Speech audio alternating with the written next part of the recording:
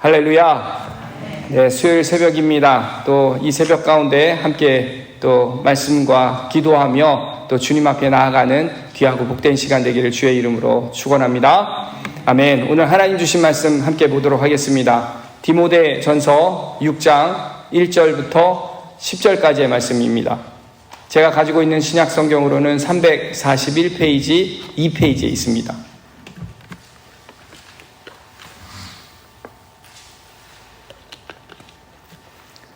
디모데전서 6장 1절부터 10절까지 한 목소리로 합독하도록 하겠습니다. 무릇 멍에 아래에 있는 종들은 자기 성전들을 범사에 마땅히 공경할 자로 알지니 이는 하나님의 이름과 교훈으로 비방을 받지 않게 하려 함이라. 믿는 상전이 있는 자들은 그 상전을 형제라고 가볍게 여기지 말고 더 잘 섬기게 하라. 이는 유익을 받는 자들이 믿는 자요 사랑을 받는 자임이라. 너는 이것들을 가르치고 권하라.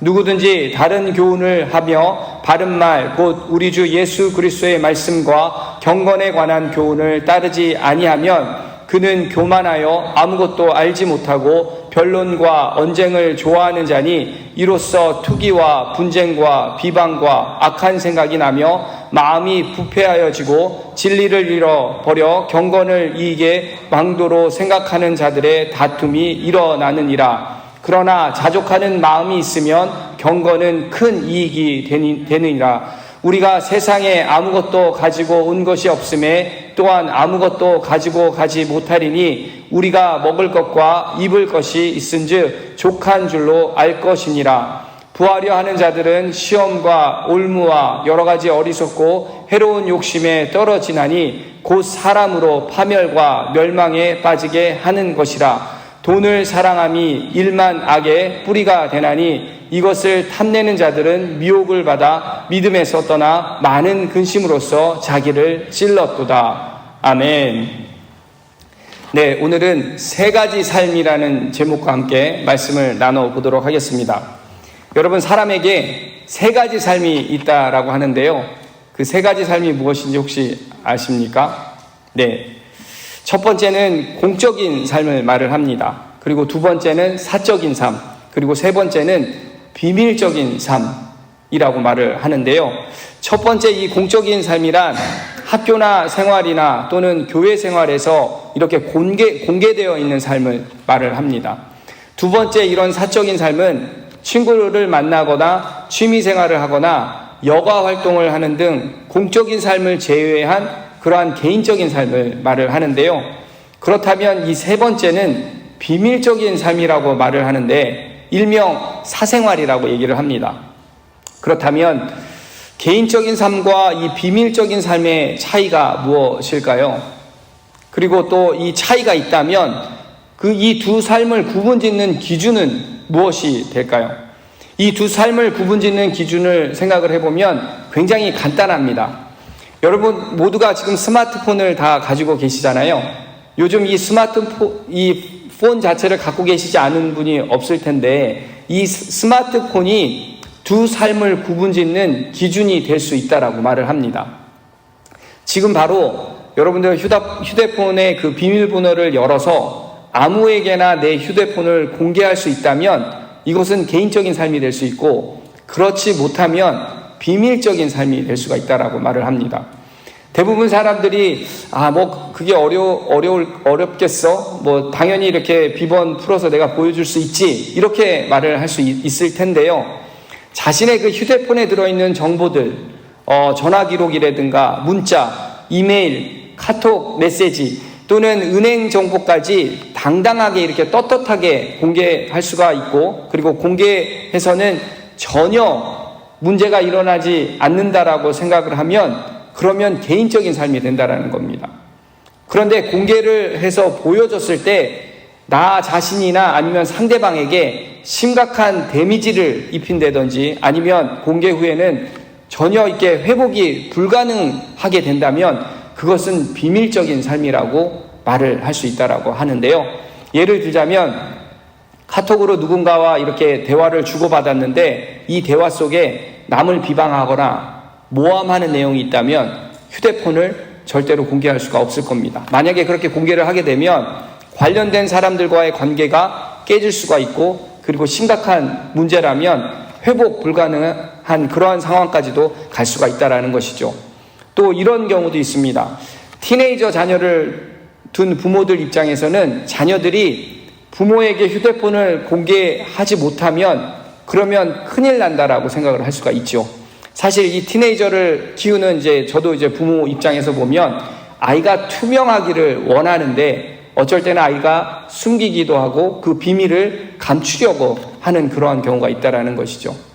또 그럴 일은 없겠지만 부부가 혹시라도 불륜을 저지른다면 휴대폰 비밀번호를 절대로 공유할 수가 없을 것입니다. 누구랑 통화를 했고 또 어떤 문자를 우리가 주고받았고 어떤 대화를 했는지 절대 우리가 공개할 수 없다라는 것이죠. 이처럼 공개를 하면 큰일 나는 것들, 비밀스러운 생활을 하고 있다라면 절대 자신의 휴대폰을 공개할 수가 없을 것입니다. 그것이 부부 사이일지라도, 그리고 부모와 자식 사이일지라도 그렇다라는 것이죠. 제가 아내에게 이런 말을 제가 설교를 준비하면서 얘기를 하다가 제 아내가 조금 욱하면서 나처럼 투명한 사람이 어디 있냐고, 투명한 유리지갑에 언제 어디를 갔다 왔는지 이렇게 추적이 가능한 앱이 휴대폰에 깔려 있고, 또 유튜브를 보는데 아이들하고 이 유튜브 아이디를 이렇게 쉐어를 하다 보니까 무엇을 보고 있는지조차도 다 알게 된다라는 거죠. 그러니까 쉬는 시간에 무엇을 보는지까지 다 알게 된다면, 면서 이렇게 얘기를 하면서 자신은 마치 알몸을 이렇게 드러나는 그런 사람처럼 살고 있는 것 같다고. 그러니까 좀 억울하다라는 저에게 이렇게 얘기를 하는 거예요. 그래서 제가 듣고 있다가 그건 억울한 게 아니라 지극히 성경적인 삶을 살고 있는 거라고. 웃으면서 제가 그렇게 얘기를 해주었습니다. 여러분, 절대 억울한 일이 않지 않습니까? 저는 오늘 이 새벽 재단에 오신 모든 분들이 그리고 얼바인 침례교회에 있는 성도님들 모든 분들이 언제든지 자신의 휴대폰을 오픈할 수 있는, 그렇게 절대 비밀스러운 삶을 살지 않는 분들인 줄 믿습니다. 아멘. 이렇게 오늘 본문 말씀도 보면 바울은 디모데에게 공개적으로 어떤 일을 감당해야 하고 또 사적인 삶은 어떻게 살아야 하는지를 말해주고 있습니다. 또한 이 비밀적인 삶을 살 경우에는 어떤 결과가 우리에게 찾아오는지까지도 말해주고 있는데요. 그렇다면 오늘 바울이 디모데에게 전하는 이 메시지를 통해서 우리 크리스천들에게 꼭 필요한 삶은 어떤 것이고 또 그 말씀이 우리에게 어떻게 적용돼야 하는지를 함께 알아가 보도록 하겠습니다. 첫 번째, 우리 크리스천들은 사랑과 섬김의 삶을 살아야 합니다. 1절 말씀 같이 보겠습니다. 무릇 멍에 아래에 있는 종들은 자기 상전들을 범사에 마땅히 공경할 자로 알지니 이는 하나님의 이름과 교훈으로 비방을 받지 않게 하려 함이라. 먼저 멍에 아래에 있는 종들이라고 말을 시작하고 있습니다. 여기서 종들이란 주인을 위해서 노동하는 그런 노예를 말하고 있습니다. 사도 바울은 신앙을 가진 노예들에게 현재 너희들이 섬기고 있는 주인이 비록 믿음이 없을지라도 마땅히 공경해야 하고 그리고 정성껏 일을 하고 봉사해야 할 것을 그렇게 권면하고 있습니다. 여기서 믿음이 없는 상전임을 우리가 알 수 있는 근거는 2절 말씀에 보면 믿는 상전이 있는 자들이라고 그 대상을 달리하면서 대조해주고 있다는 것이죠. 그런데 지금 사도 바울의 권면이 어쩌면 다소 이해가 안 될 수도 있습니다.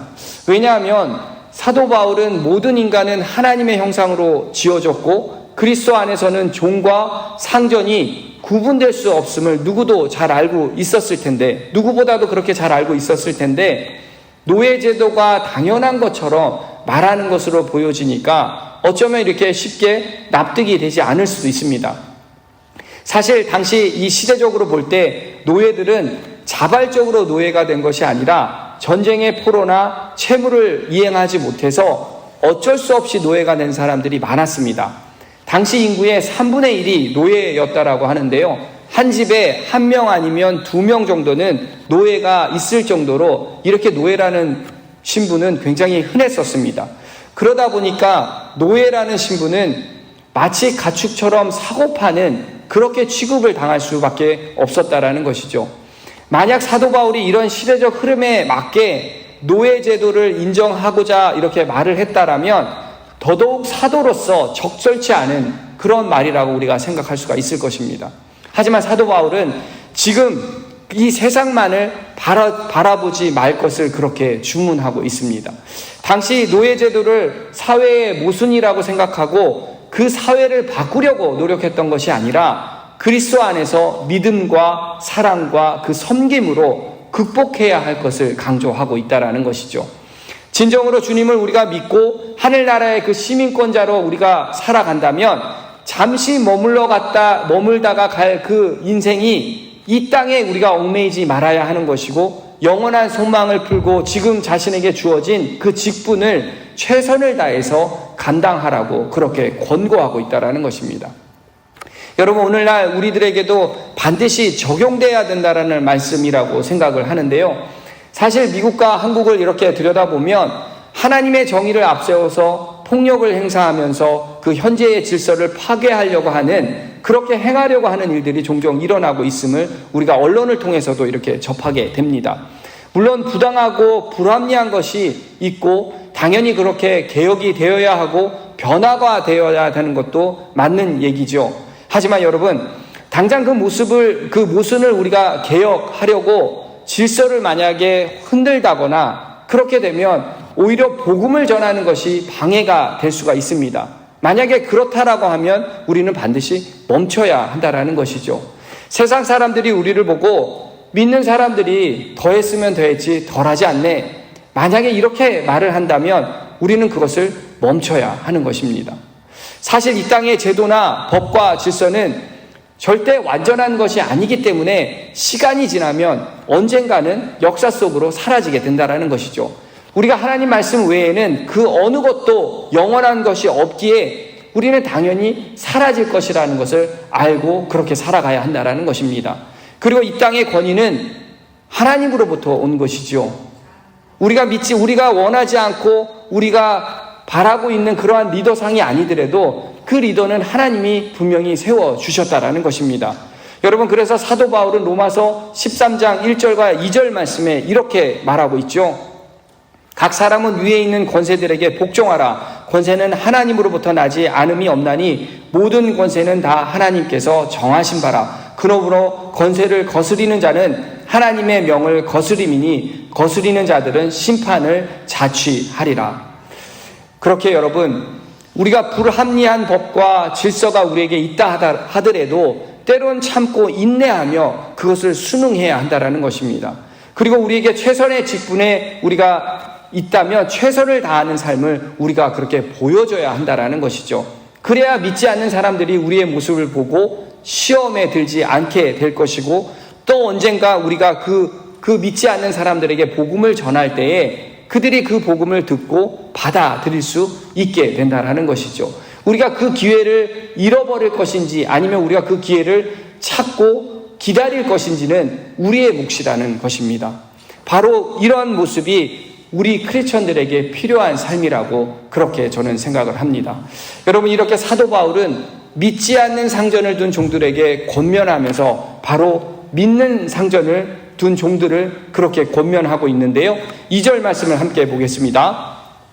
믿는 상전이 있는 자들은 그 상전을 형제라고 가볍게 여기지 말고 더 잘 섬기게 하라. 이는 유익을 받는 자들이 믿는 자요 사랑을 받는 자임이라. 너는 이것들을 가르치고 권하라. 여러분, 당시 교회에는 많은 종들이 교회에 들어왔습니다.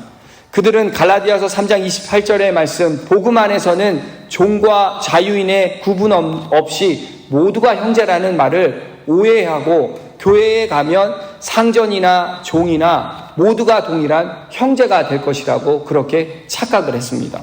그런데 도를 넘어서 상전을 무시하고 상전의 그 권위에 도전하는 일들이 종종 발생을 했다라는 것이죠. 사도 바울은 그런 일들이 일어날 것을 방지하고자 종들에게 잘못된 마음을 품지 말고 더욱 충성을 다해서 자신의 상전을 섬겨야 한다라고 그렇게 말을 하고 있는 것입니다. 제가 이와 비슷한 경험을 한 적이 있는데요. 제가 조지아에 살면서 미국에 있는 미국 그 크리스찬 스쿨에서 코워커를 일을 할 때 너무나도 착한 여자 선생님이 있었는데 아이들이 이 여자 선생님을 격없이 이렇게 대하는 모습을 제가 보았습니다. 그런데 학생들이 오히려 그 선생님의 그 사랑과 섬김을 역이용해서 도가 지나칠 정도로 그렇게 심하게 장난을 치는 모습을 제가 보았는데요. 그때 그 모습을 본 채플린 목사님이 아이들을 이렇게 불러서 그 아이들에게 훈계를 하는 것을 제가 보았습니다. 영어로 뭐라고 얘기했냐면 Be friendly, but she is not your friend. 이 딱 한마디를 얘기를 하는 거예요. 선생님과 친하게 지낼 수 있지만 너희들이 결코 선생님이 친구가 될 수 없다라고 그렇게 단호하게 얘기를 하는 것입니다. 여러분, 사실 이런 일들이 선생님과 제자 이 관계에서 학교에서만 일어나는 일들이 아니겠죠.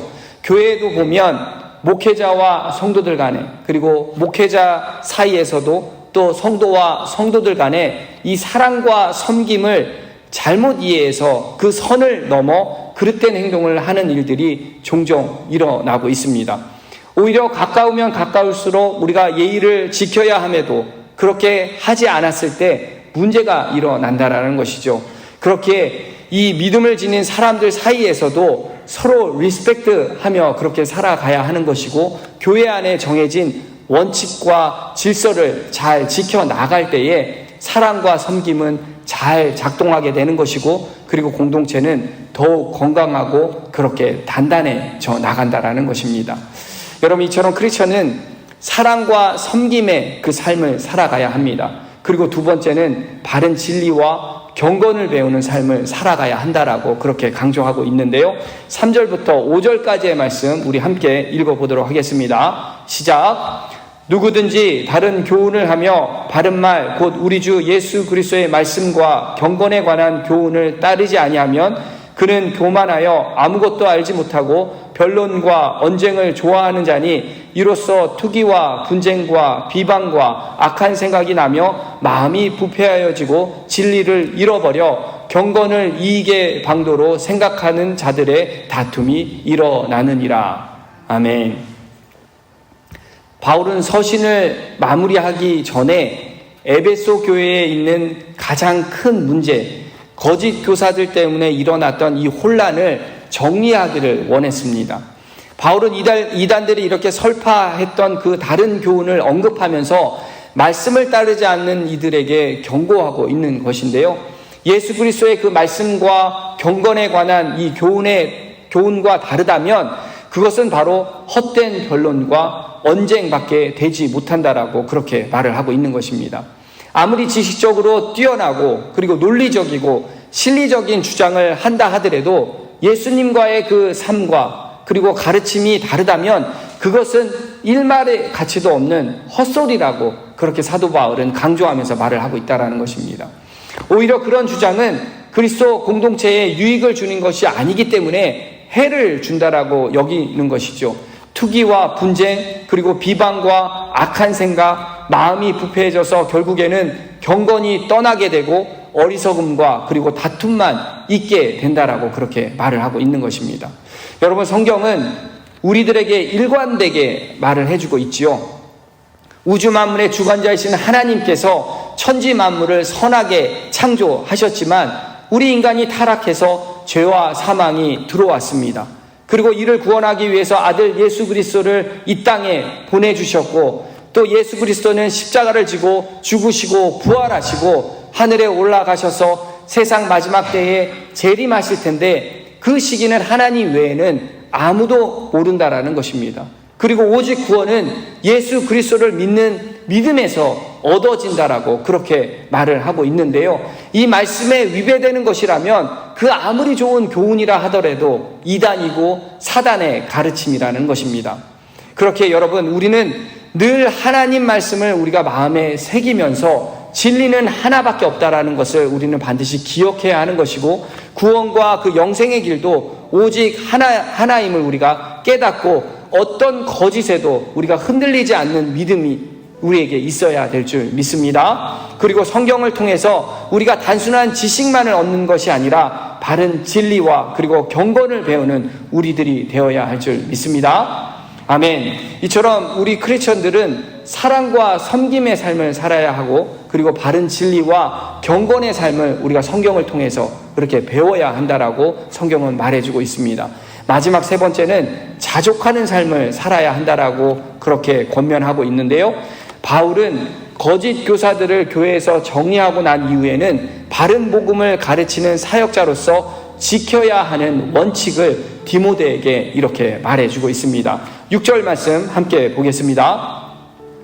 그러나 자족하는 마음이 있으면 경건은 큰 이익이 되느니라. 자족하는 마음이 있으면 여러분 경건은 큰 이익이 된다라는 말을 원어적으로 다시 한번 이렇게 해석을 해보니까 자족함을 지닌 경건은 큰 이익이다라고 그렇게 번역할 수 있다라는 겁니다. 이 말은 물질적인 차원보다 우리에게 주어지는 이 영적인 상태, 그 예수 그리스도만으로도 만족할 줄 아는 그러한 넉넉한 마음의 상태를 뜻한다라는 것이죠. 즉 적은 것을 우리가 가졌다 할지라도 그리스도로 인해서 만족할 줄 아는 마음이 있다면 경건은 큰 이익이 된다라고 그렇게 우리에게 권면하고 있다라는 것입니다. 사도 바울은 그렇게 말하고는 7절과 8절 말씀에 우리가 세상에 아무것도 가지고 온 것이 없음에 또한 아무것도 가지고 가지 못하리니 우리가 먹을 것과 입을 것이 있은즉 족한 줄로 알 것이니라. 7절의 말씀은 욥기 1장 21절의 말씀과 동일한 말씀입니다. 우리말로 얘기하면 공술의 공수거라고 그렇게 말을 할 수가 있는데요. 우리가 태어날 때는 아무것도 가지고 온 것이 없기 때문에 또한 떠나갈 때에도 가지고 갈 것이 없다라는 것을 말씀하고 있는 것입니다. 즉 세상 부활을 쌓는 것에 열중하지 말고 보다 중요한 이 영적인 문제에 너희들은 관심을 갖고 경건에 힘쓸 것을 그렇게 강조하고 있다라는 것이죠. 사도 바울은 자신의 그 영적인 아들 디모데가 자신처럼 이렇게 재물에 관한 태도를 갖기를 원했습니다. 그리고 복음을 전하는 사역자들에게 이런 태도는 그 무엇보다도 강력한 힘이 될 것임을 그렇게 말씀하고 있다라는 것이죠.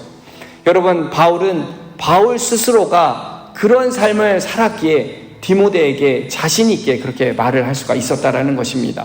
반대로 그런 삶을 살지 않고 비밀적인 삶, 재물에 욕심을 두면서 그렇게 살게 된다면 분명 파멸의 길로 갈 수밖에 없다라는 것을 성경은 우리에게 경고하고 있는데요. 9절과 10절 말씀 한 목소리로 읽어보도록 하겠습니다. 시작. 부하려 하는 자들은 시험과 올무와 여러 가지 어리석고 해로운 욕심에 떨어지나니 곧 사람으로 파멸과 멸망에 빠지게 하는 것이라. 돈을 사랑함이 일만 악의 뿌리가 되나니 이것을 탐내는 자들은 미혹을 받아 믿음에서 떠나 많은 근심으로써 자기를 찔렀도다. 아멘. 사도 바울은 이렇게 부하려고 하는 자들, 그리고 필요 이상의 것을 탐하는 자들이 어떠한 과정을 통해 사망과 파멸에 이르는지 이 짧은 구절을 통해서 생생하게 그렇게 표현해 주고 있다라는 것이죠. 사랑하는 성도 여러분, 제가 말씀 초반에 휴대폰의 예를 들었는데요. 혹시라도 내 휴대폰에 조금이라도 오픈하지 못하는 그러한 비밀적인 삶이 들어있다면 앞으로 하나하나씩 지워나가시길 바랍니다. 그리고 사랑과 섬김의 삶을 살아가는 내용으로, 그리고 바른 진리와 경건을 배우는 삶을 그 내용으로, 또 자족하는 삶을 살아가는 그 내용으로 채워나가는 저와 여러분 되길 주의 이름으로 축원합니다. 아멘. 함께 기도하겠습니다. 하나님, 오늘도 우리에게 선포된 말씀을 통해 내 자신을 돌아보고 그리고 다시 한번 마음을 잡고 다짐할 수 있게 해주셔서 감사드립니다. 조금이나마 나에게 그 비밀적인 삶이 있다면 하나하나 지워나가게 하시고 사랑과 섬김의 삶으로, 그리고 바른 진리와 경건을 채워나가는 그러한 삶으로, 자족하는 삶으로 채워나가게 하여 주시옵소서. 우리 마음이 재물에 뺏기지 않게 하시고 영적인 것에 더욱 집중하게 하셔서 바로 예수 그리스도로 인해 만족할 줄 아는 그런 마음 우리에게 허락하여 주시옵소서. 때론 어렵고 힘든 시기가 우리를 찾아온다 할지라도 우리도 사도 바울처럼 내게 능력 주시는 자 안에서 내가 모든 것을 할 수 있다라는 그 믿음의 고백이 나의 고백이 되게 하여 주시옵소서. 오늘도 우리에게 주신 말씀에 거하며 나아가기를 소원합니다. 이 모든 말씀 십자가의 보혈로 우리를 구원하신 예수님의 이름으로 간절히 기도합나이다. 아멘.